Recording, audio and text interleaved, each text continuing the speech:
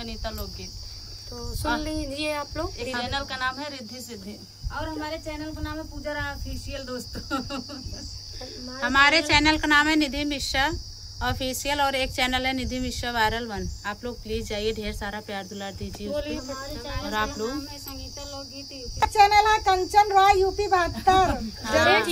बोले थे ना आप लोग जाइए सब दीदी चैनल पे प्यार दुलार देंगे, ज्यादा से ज्यादा सपोर्ट करेंगे। जैसे आप लोग जेठानी देवरानी यूपी 72 पे अपने प्यार दुलार दे रहे हैं, वैसे दीदी लोग के भी चैनल पे जाइए। आप लोग को सुनाते हैं एक कजरी गीत धमाकेदार। हम लोग का चैनल है देवरानी जेठानी। ये है हमारी जेठानी। आई इसमें दिखाई नहीं दे रहा, रुको कैमरा घुमा के दिखाते हैं।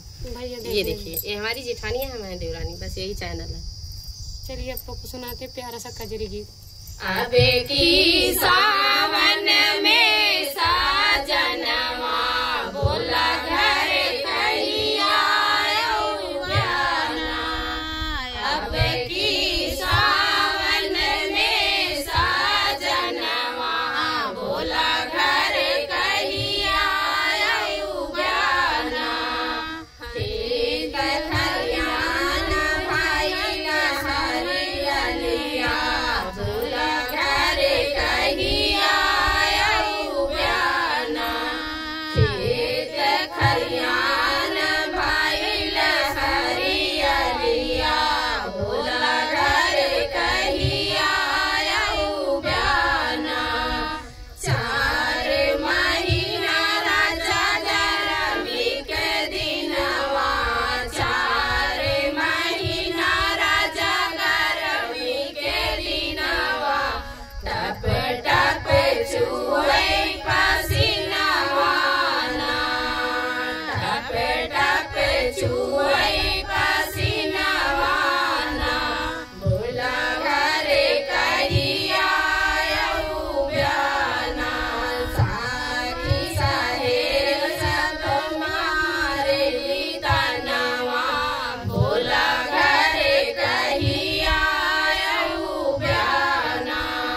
अब की सावन में साजनवा बोला घर कहिया जाना।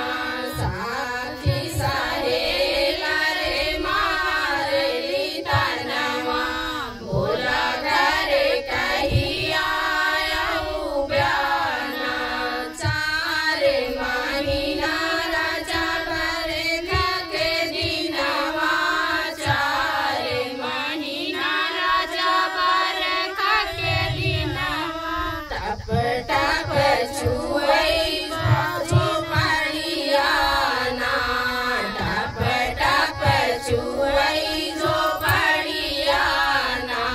बोला घर कहिया जाना।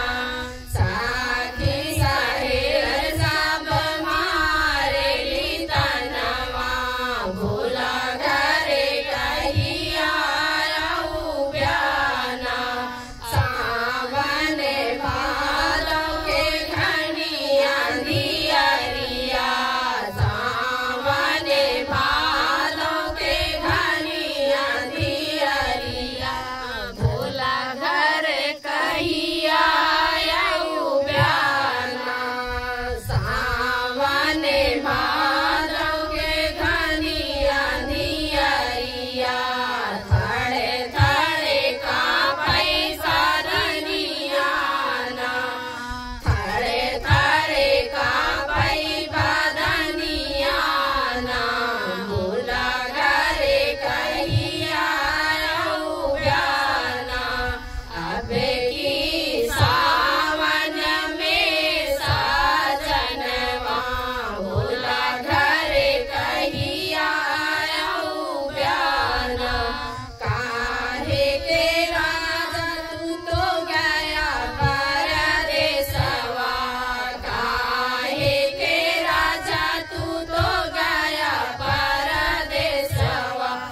तोरे बिना सुनी हमारी से जिया। बोला घर कहिया जाना। तोरे बिना सुनी हमारी से जिया। बोला घर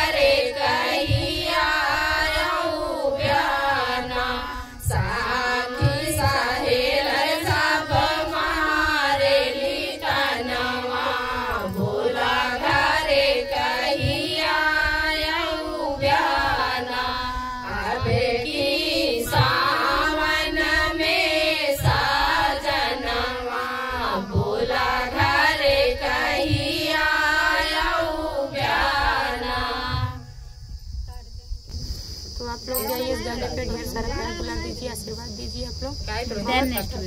और बहुत प्यारा था कजरी गीत। और मिलते हैं किसी नेक्स्ट वीडियो से, तब तक के लिए बाय बाय।